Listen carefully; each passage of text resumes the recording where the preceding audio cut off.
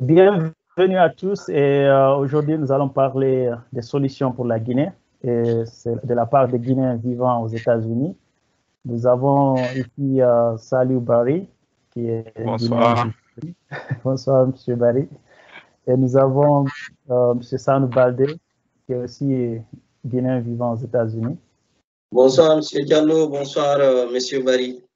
Bonsoir. Bonsoir. Donc sans plus tarder, nous allons essayer de parler des situations de notre pays.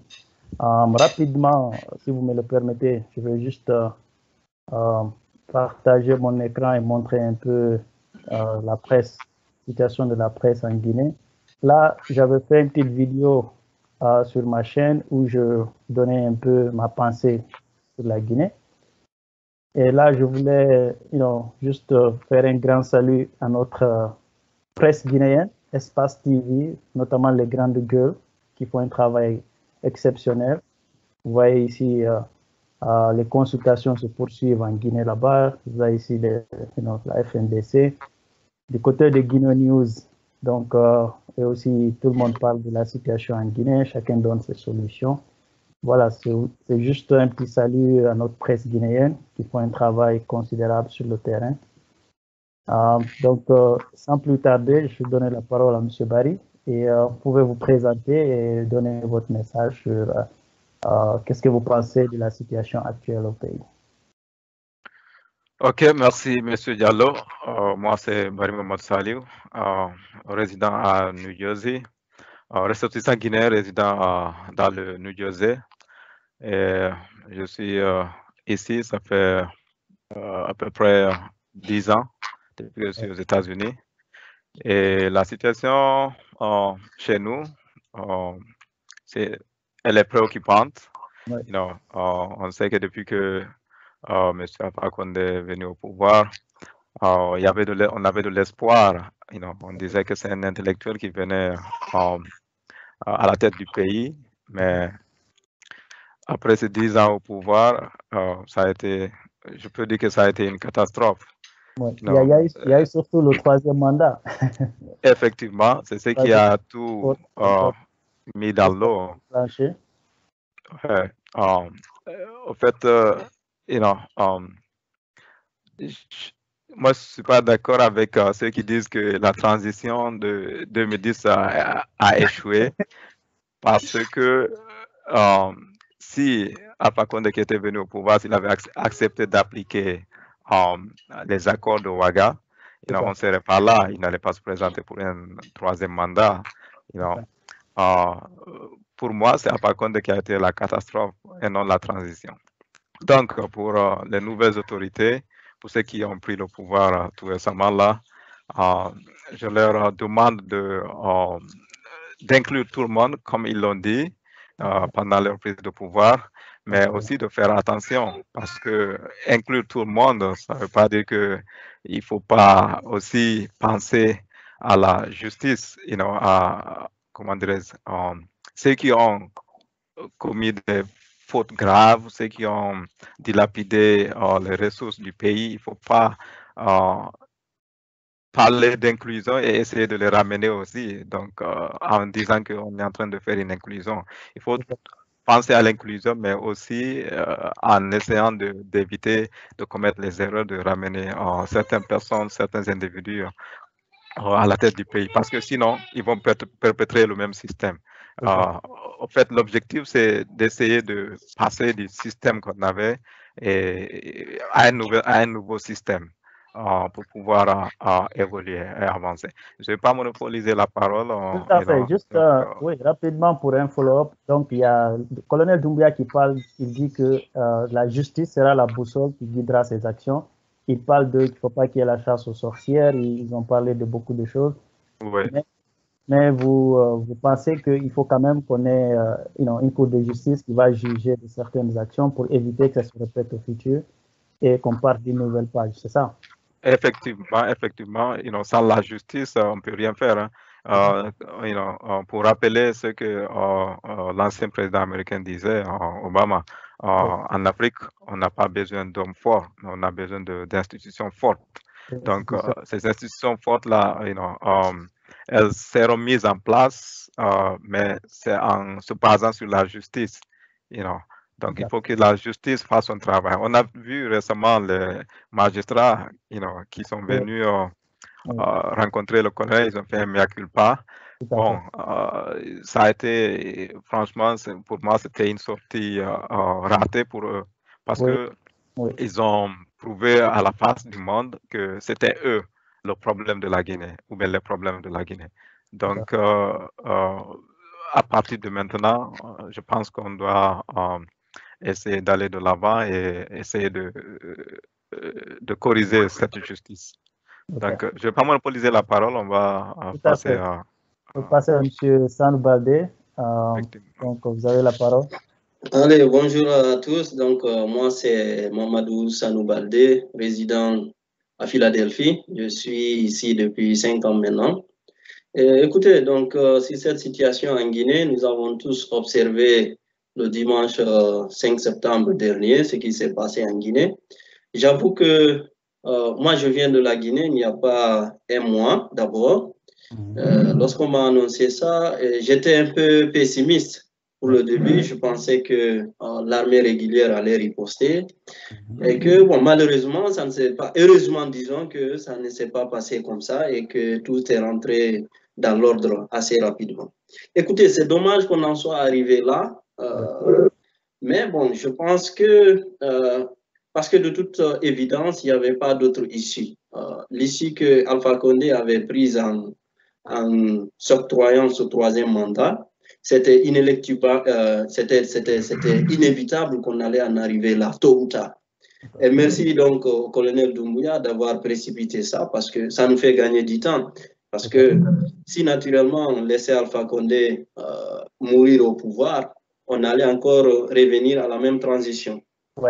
C'est quand même malheureux qu'on soit dans ce cycle de transition en transition, et je pense que nous prions tous les autorités, les nouvelles autorités, de faire tout pour que nous sortions de ce cycle vicieux et qu'enfin la Guinée puisse emprunter un cycle vertueux qui est celui de la démocratie et de la bonne gouvernance. Tout à fait. Oui, c'est un très bon point. Donc là, on a fait le constat. Tout le monde connaît les problèmes du pays, on sait ce que nous avons. Maintenant, quelle solution pour le pays? C'est-à-dire, comme on dit ici aux États-Unis, where do we go from here? Comment aller de l'avant? Voilà, tout à fait, c'est une très bonne question. C'est une très bonne question. M. Baldé, si vous le permettez, je voulais juste faire un petit partage rapide aussi ici, juste pour montrer un peu la Constitution américaine. Bon, nous qui sommes aux États-Unis, on est familiers, on sait ce qui se passe ici. J'essaie juste de montrer ça pour, parce que nous, on s'inspire beaucoup de la Constitution française, de tout ce qui est francophone. Bon, je lance juste ce débat. Pourquoi ne pas avoir une deuxième langue officielle comme l'anglais en Guinée? Pourquoi pas s'inspirer de la Constitution américaine ou anglaise? Elles ne sont pas parfaites, mais ça nous permet aussi d'enrichir ce que nous avons au pays. Juste pourquoi? Parce que regardez le Rwanda. Le Rwanda était francophone. Aujourd'hui, c'est l'un des pays anglophones. Le Ghana qui s'en sort très bien. Donc, je voulais juste lancer ça avant de lancer ce débat. Donc, M. Baldé, vous pouvez prendre la parole. Quelle est la solution maintenant pour notre pays pour qu'on aille de l'avant? Voilà, vous savez, si vous avez un peu observé sur les réseaux sociaux actuellement en Guinée, il y a une expression qui domine les débats un peu ces derniers temps. On parle de renouvellement de la classe politique. Oui. Et généralement, les gens qui parlent de ça, ils ont un arrière-pensée, c'est-à-dire d'éliminer des candidats. Oui. D'accord? Oui. Malheureusement, ce n'est pas à la junte actuelle d'éliminer un candidat. On doit faire en sorte que le jeu démocratique puisse nous permettre d'accéder à ce renouvellement de la classe politique. Si le jeu politique en Guinée était transparent, mais c'est clair que le peuple allait très souverainement renouveler cette classe politique-là. On allait envoyer à la retraite tous ceux qui nous ont conduits là où nous en sommes aujourd'hui. Donc, ce que nous demandons d'abord, je pense que dans un premier temps, il faut absolument qu'on travaille à avoir un fichier électoral fiable. Qui est propre, oui. Et qui est propre. Au jour d'aujourd'hui, qui est transparent, qui est crédible. Voilà. le jeu démocratique est biaisé en Guinée. Est-ce qu'il faut avoir un fichier national? Parce que vous savez, aux États-Unis, ils ont des counties qui organisent des élections, donc c'est décentralisé. Comme en Guinée, on peut avoir chaque préfecture. Bon, c'est compliqué, mais je lance juste ça comme brainstorming. Est-ce qu'il faut avoir un fichier central où, en cas où il y a un président, il a tous les pouvoirs pour tripoter, ou bien il faut décentraliser, ou bien il faut avoir une commission qui représente tout le monde? Comment pouvons-nous faire pour avoir un fichier crédible? Okay. La parole à M. Barry maintenant ou toujours? Ok, oui, je vais, comment dirais-je, suivre ce que Grand Sano M.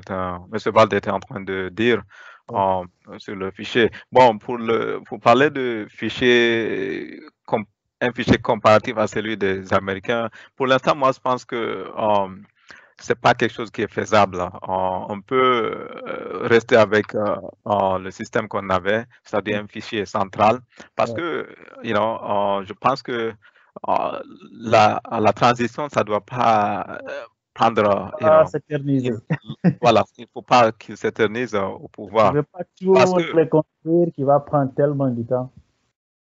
Effectivement, parce que c'est pas au cours d'une transition qu'on va chercher à développer un pays. Une transition ne peut pas développer un pays. Donc, il faut tout faire pour qu'on aille aux élections, mais quelle élection? Il ne faut pas aussi se précipiter, il ne faut pas confondre vitesse et précipitation, aller va-et-va aux élections sans poser les bases. Comme M. Balde était en train de le mentionner, il faut comment dirais-je, assainir le fichier, mais il faut que ça reste toujours un fichier national.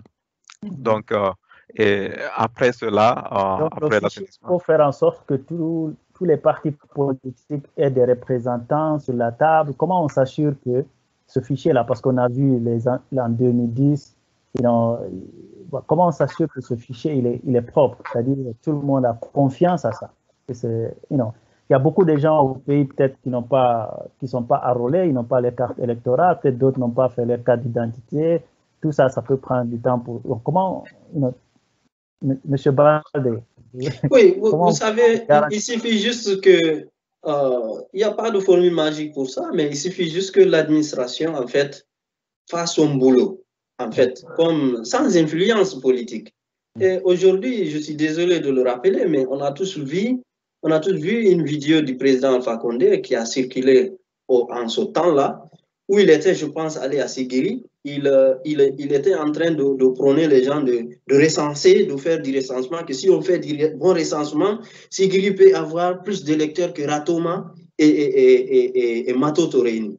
On a vu les conséquences de ça aujourd'hui. Aujourd'hui, le fichier électoral guinéen, il est biaisé où une région qui, en réalité, n'a même pas 10% de la population guinéenne, ou même 15-20%, qui a plus de 30% de l'électorat.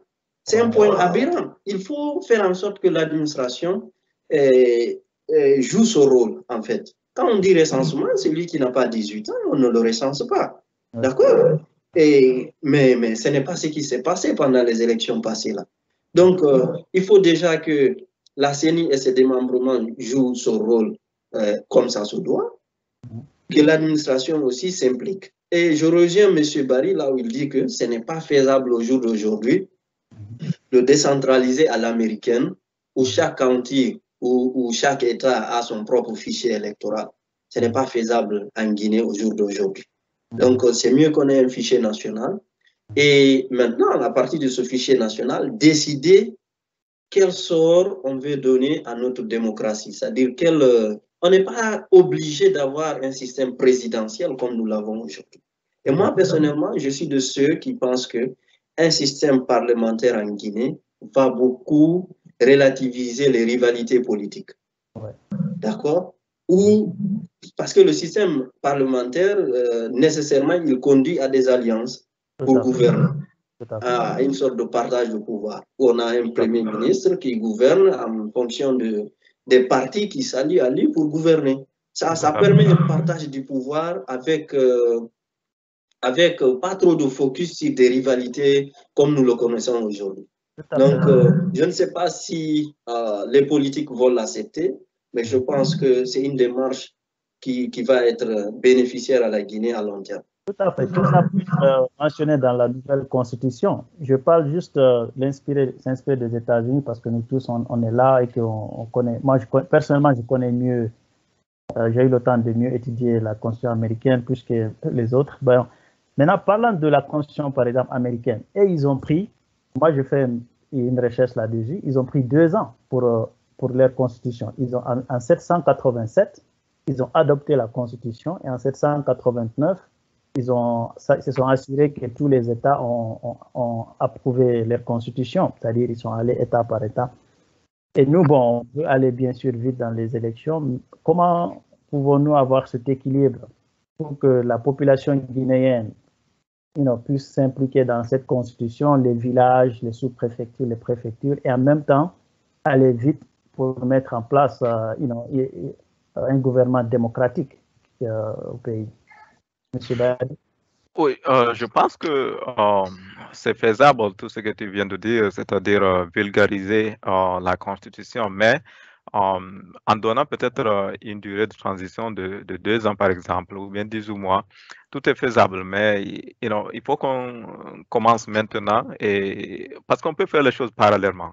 On peut lancer les consultations pour la rédaction de la Constitution, c'est-à-dire aller chercher les inputs, même dans les villages, faire des consultations générales, et puis en même temps faire d'autres, par exemple, organiser la CENI ou se focaliser aussi un peu sur le fichier électoral pour que ça soit inclusif, pour qu'on puisse recenser tout le monde, comme M. Balde vient de le dire, éviter de mettre les mineurs dans le fichier. Bon, tout ça, je pense que c'est un problème c'est Alpha Condé qui avait causé tout ça, parce que personnellement, je pense qu'il était en manque de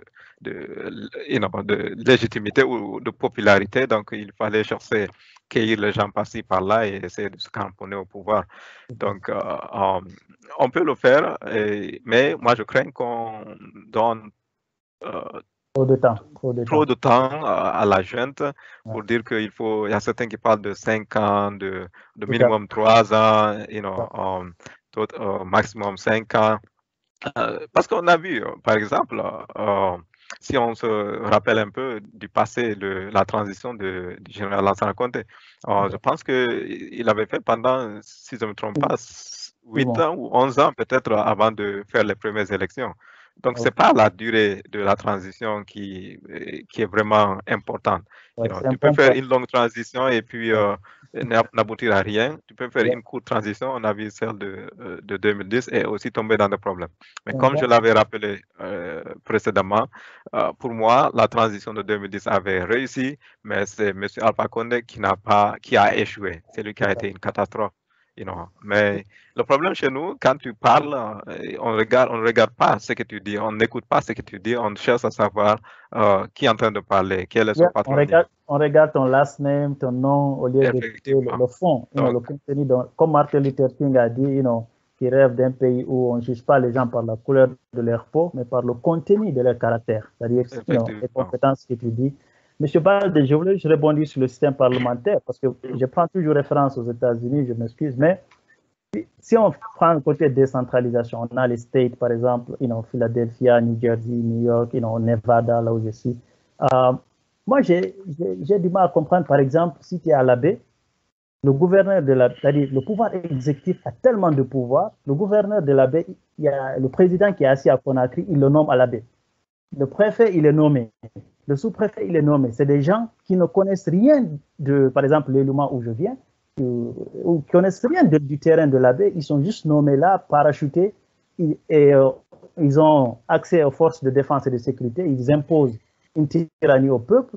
Pourquoi ne pas avoir un système démocratique comme les Américains où on élit, il y a des élus locaux, on élit le préfet, le peuple local élit le sous-préfet, il élit le préfet, il élise le gouverneur. Comme ça doit être quelqu'un qui est issu du peuple. Et après, la Suisse. Et après, voilà, la Suisse. Après, les forces de défense et de sécurité doivent être des gens issus de la région. Moi, je vois des forces de défense et de sécurité issues, je ne sais même pas par où. Non, vous savez... Pourquoi on ne peut pas mettre ça dans notre constitution?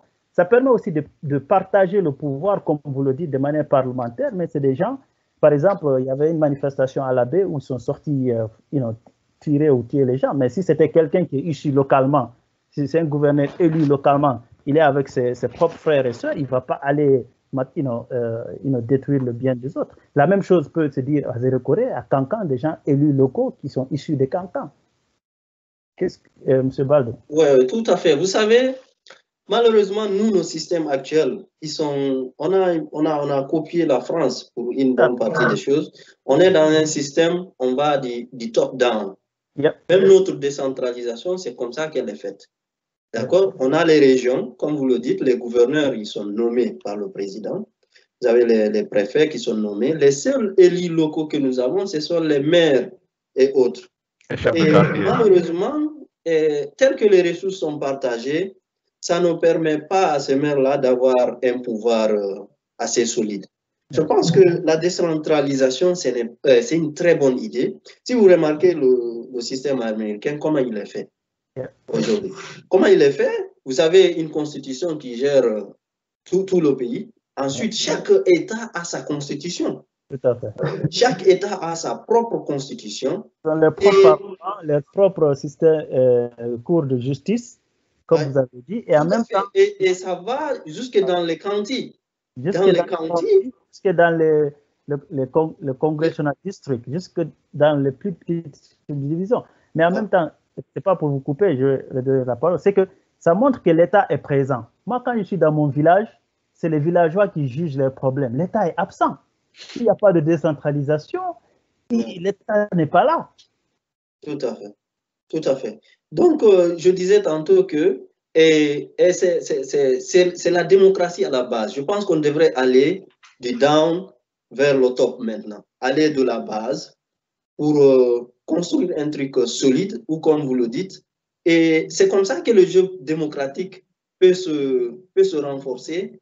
Avec de l'expérience, les choses vont venir petit à petit. Ici, si vous voyez aux États-Unis, ici, par exemple, la police, il n'y a pas une police, la police fédérale, elle existe, c'est le FBI, on est d'accord.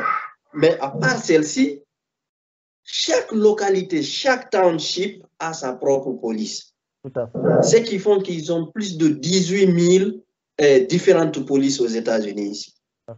D'accord? Donc, ça permet à chacun de se gérer, l'autogestion. Tout à fait. 18 000 qui ne sont que les unités. Des unités. Et il y a des polices où il n'y a qu'un seul individu. C'est-à-dire que tellement le township est petit, ils n'ont qu'un seul policier, il représente la police de ce township, par exemple. Vous voyez jusqu'à quel niveau leur décentralisation va. Et je pense que... Elle est locale, donc elle est issue des localités. En tout cas, un système comme ça, fédéraliste ou parlementaire, je pense que la Guinée aurait à y gagner parce que les rivalités politiques telles que nous les connaissons aujourd'hui, c'est elles qui nous empêchent d'évoluer, pour dire vrai. Parce que les gens, on perd le sens du vrai combat à mener. On est dans des guerres qui ne nous font pas avancer parce que on veut tout faire pour que tel soit élu ou pour empêcher tel d'être élu. Et en fin de compte, on ne voit plus le programme de la personne qui est en face. Si on avait un système où on s'assure que tout le monde peut être à la table de la gouvernance, un système parlementaire surtout, peut-être que je pense que cela va être plus simple à implémenter qu'un fédéralisme peut-être en Guinée. Mais tout dépendra. Mais malheureusement, nos politiques d'aujourd'hui, je ne pense pas qu'elles sont orientées vers ça. Mais peut-être naturellement, on va aller encore vers un système présidentiel qui continue. Monsieur Barry, juste pour rebondir dans ça, le fédéralisme, est-ce que c'est quelque chose de réaliste pour la Guinée? Nous, on a des régions naturelles, c'est-à-dire Basse-Guinée, Moyenne-Guinée, Haute-Guinée, Guinée forestière. C'est comme si tu peux faire chaque région un petit État fédéral ou une régionalisation avancée et que chaque État va élire son propre gouverneur. On va avoir 2 sénateurs ici de chaque État. Je m'inspire un peu des Américains, bien sûr. Mais est-ce que c'est... Ou bien le pouvoir central est trop fort? Est-ce qu'on doit donner à la main d'une personne l'avenir de 10 millions? Et si cette personne-là, comme les anciens présidents, est là à foutre la merde, il n'écoute personne, il change les constitutions. Qu'est-ce que vous en pensez sur cette décentralisation? Oui, je pense que tout à fait, c'est faisable, de passer du système actuel qu'on a à un système fédéral, c'est-à-dire un système proprement décentralisé. Mais le problème, c'est que je ne sais pas si tout ça, c'est faisable pendant cette transition. Mais bon, c'est possible aussi parce que si on l'introduit dans la Constitution, et je pense que, on peut partir de là. Mais tout ça, ça demande aussi de l'éducation. Il faut éduquer le peuple, sur les avantages et les inconvénients, parce que chaque système a ses avantages et ses inconvénients. Donc, il faut peser, voir, qu'est-ce qui va bien s'adapter en Guinée, qu'est-ce qui va bien marcher chez nous et qu'est-ce qui ne va pas marcher. Mais je pense que c'est faisable. Comme vous l'avez dit tantôt, donc si les gouverneurs, les préfets, les sous-préfets sont des élus du peuple, donc ils seront comptables au peuple, ils ne seront pas comptables à un homme. Par exemple, s'ils étaient nommés par un président ou je ne sais quoi. Donc, ils seront comptables du peuple, donc ils auront peur, par exemple, de ne pas bien travailler, et puis parce qu'il y a les élections qui les attendent. Donc, c'est des réformes qu'on doit faire et, ça va aller dans la durée. Il y a un autre point que j'allais mentionner, c'est la moralisation de la chose publique. Il faut l'administration, surtout l'administration publique, il faut que cette administration soit moralisée. Parce qu'il faut que les gens travaillent pour l'intérêt de la Guinée et non pour des intérêts mesquins, pour leur propre intérêt. Non. Il faut inculquer cette éducation morale, au niveau de chez nous, pour que les gens puissent se focaliser sur le devenir de la Guinée et non sur leur propre petite personne. Donc, je pense que c'est l'un des plus grands problèmes chez nous, parce que chacun cherche à s'enrichir, chacun cherche à se faire plein la poche, et puis et s'en fout de la nation. Donc, je pense que c'est faisable. C'est un très bon point. C'est un très bon point. Là, un autre topic. Donc, nous, on est la diaspora, on n'est pas présent sur le terrain, mais on doit. Moi, je crois toujours, partout où tu es, tu peux participer, même à distance. Qu'est-ce que la diaspora aujourd'hui, comment la diaspora peut supporter la transition, supporter le colonel Doumbouya et son équipe, et aussi supporter le prochain groupe? Comment on peut impliquer la diaspora et qu'est-ce qu'il faut faire pour aider le pays? La diaspora le fait déjà parce que d'après la Banque mondiale, l'argent que la diaspora envoie, c'est le premier, il est plus que l'aide au développement. Mais je parle concrètement en termes de gouvernement et comment la diaspora peut encore mieux s'impliquer. C'est pas bien. Vous savez, au jour d'aujourd'hui, le monde est devenu un petit village planétaire, comme on aime le dire. Ouais. Et malheureusement, tout ce qui se passe en Guinée, c'est-à-dire que les mêmes divisions qu'on a en Guinée, elles se répercutent immédiatement sur la diaspora et de façon instantanée, en fait, vu que les moyens de communication sont devenus avancés, en fait. Donc, je dirais déjà, la diaspora, il faut que la diaspora, nous de la diaspora déjà, dans les pays où nous vivons, c'est-à-dire, observons ce qui se passe ici et ayons cette envie d'avoir la même chose chez nous. Ouais. Mais aujourd'hui, vous pouvez voir des gens, ils vivent dans un pays où les règles démocratiques sont respectées, tout ça là, mais ils ne veulent pas de la même chose chez eux. C'est vraiment dommage. Il faut qu'on travaille à ce que les mêmes règles que nous vivons ici, qu'elles soient chez nous là-bas.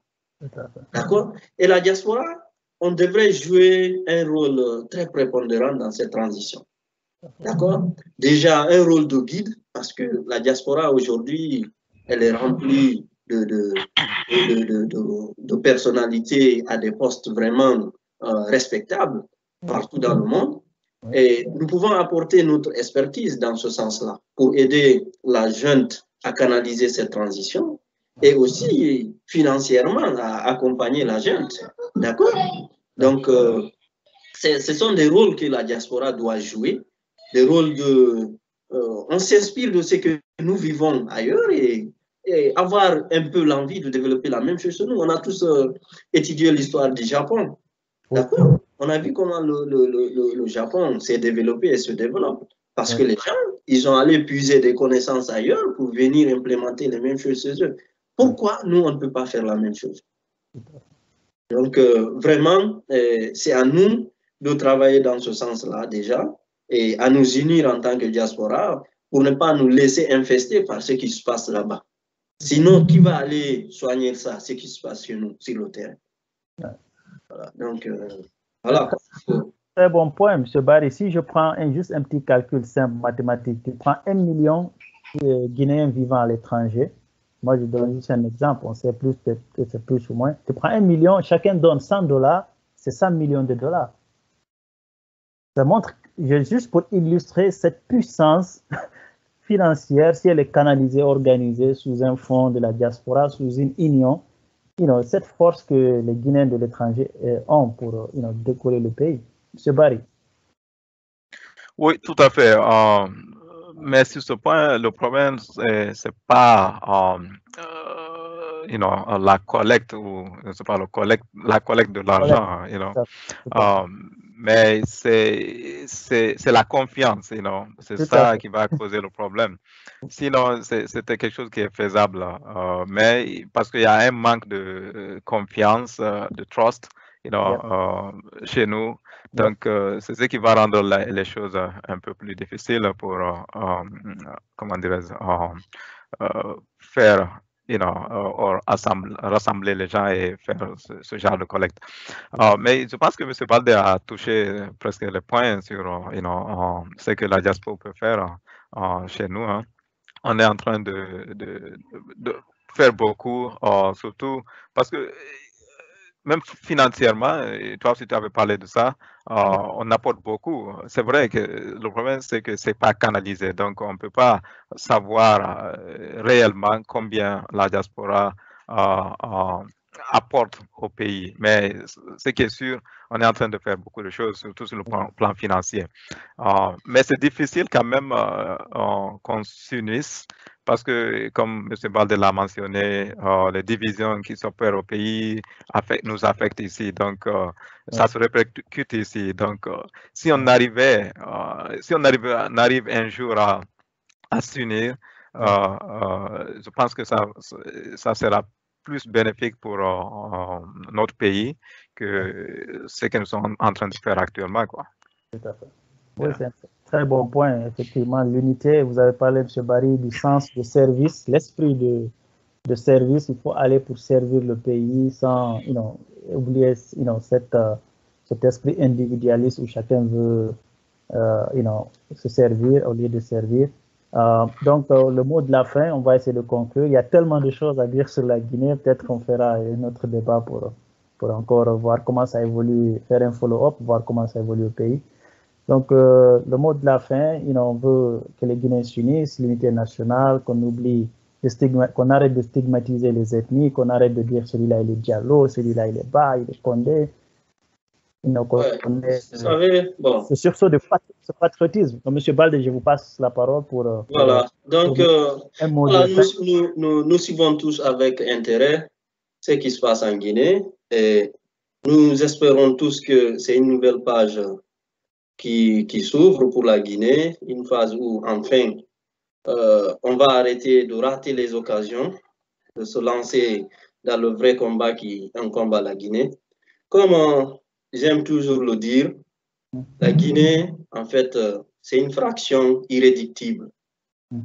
Donc, ça ne sert à rien de chercher à la projeter, à la simplifier en la projetant sur ces différentes ethnies. Ça ne nous apporte rien, ça ne fait que diviser le pays, ça ne va pas nous faire avancer. Aujourd'hui, les Guinéens ont soif d'une seule chose, de justice. D'accord? Que comme le colonel Doumbouya l'a dit, que la justice soit notre boussole, en fait. En tant que citoyen, si vous n'avez pas enfreint à la loi, vous n'avez rien à craindre. Vous pouvez vaquer à vos occupations. Mais si vous avez enfreint à la loi, vous devez subir les trucs de la loi. D'accord? Vous devez subir la loi. Donc, c'est ce que les Guinéens cherchent aujourd'hui.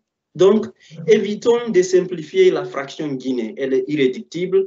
Évitons de la simplifier en la projetant sur ces différentes ethnies. Et nous disons, vive la Guinée, et nous soutenons le colonel Doumbouya. Nous espérons qu'enfin, nous allons sortir de ce cycle vicieux et emprunter un cycle vertueux qui est celui de la démocratie et de la bonne gouvernance. Merci. Merci. Monsieur Barry, un mot de la fin. Oui, comme l'a dit M. Baldé, on appelle à l'unité nationale à un sursaut patriotique, que toutes les filles et fils de la Guinée s'unissent, regardant dans la même direction, que tout le monde se mette dans le voie du développement. C'est vraiment dommage que depuis notre indépendance en 1952 jusqu'à présent, c'est comme si on n'a pas bougé d'un iota. C'est vraiment dommage. Si vous regardez certains pays qui ont connu des guerres, tu as pris l'exemple sur le Rwanda, par exemple. Ils ont connu des choses atroces. Ouais. Mais où sont-ils aujourd'hui, actuellement?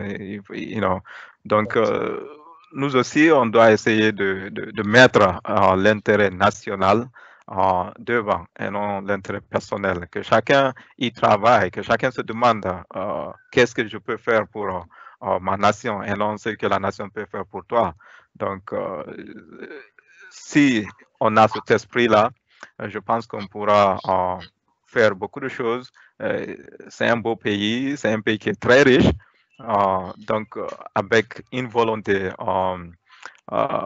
de réussite, je pense que avec une bonne volonté et des autorités soucieuses de l'avenir de la Guinée, je pense qu'on pourra décoller facilement. Il suffit juste qu'on mette les bases, qu'on pose les bases nécessaires pour le décollage, et le futur président qui viendra, surtout si on élimine, par exemple, le pouvoir, c'est-à-dire le plein pouvoir d'un seul individu, et que ça soit contrôlé par un parlement, par exemple, un parlement très fort, comme l'a dit M. Baldé, je pense qu'on pourra développer la Guinée, et chacun trouvera sa place, quoi.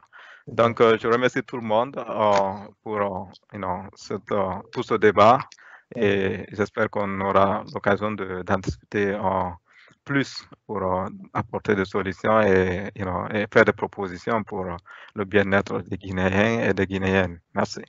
Merci à tous d'avoir participé à ce débat. Merci M. Baldé, M. Barry. Comme vous avez vu, nous avons parlé du cœur. C'est un message sans scripter. On a parlé du fond de notre cœur parce que nous aimons la Guinée. Nous voulons que la Guinée aille de l'avant. Nous voulons, comme M. Barry a dit, servir le pays et non se servir du pays. Et que, voilà, ce débat prend fin. Que Dieu bénisse la Guinée, que Dieu bénisse la République Guinée, que Dieu bénisse notre armée guinéenne. Merci à tous et à bientôt. Bye. Bye, ciao. Merci, M. Diallo. Bye. Merci. Ciao.